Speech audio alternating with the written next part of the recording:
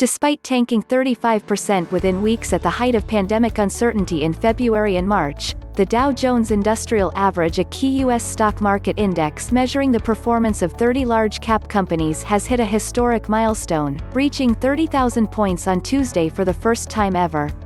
Numbers are numbers, but some mean more than others. Minus 30,000 might mean more to some veteran investors who remember a 1999 book that predicted the Dow would eventually reach 36,000. TD Ameritrade chief market strategist J.J. Kinahan wrote in a piece for Forbes on Tuesday. At the time, some laughed off that projection, and it seemed a bit hard to believe when the dot-com crash and the Great Recession happened back-to-back not long afterward. At one point in 2009, the Dow fell below 7,000, and even 10,000 seemed like a stretch. In the midst of a raging bull market for stocks, the broader economic recovery remains sluggish and awash with disparities such as continued job losses despite much better than expected corporate earnings. The unemployment rate for October clocked in at about 6.9%, down from nearly 15% in April but still far above average levels of less than 4%.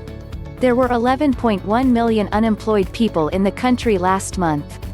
On top of that, the ongoing surge in new COVID-19 cases further stains the economic outlook, fueling discussions about the need for further fiscal relief, which doesn't appear will be a priority in Washington until after the lame duck session. While Dow 30,000 is a symbolic moment for the stock market, it is simply a continuation of the market's euphoria after the pre-election sell-off, says James McDonald, the CEO of Los Angeles-based Hercules Investments. We are positioning for a 20% stock market pullback between now and the 2021 presidential inauguration, he added, further noting that rising COVID-19 cases, continued election uncertainty and the likelihood of insufficient fiscal stimulus from Congress are all incredibly bearish for the market's short term.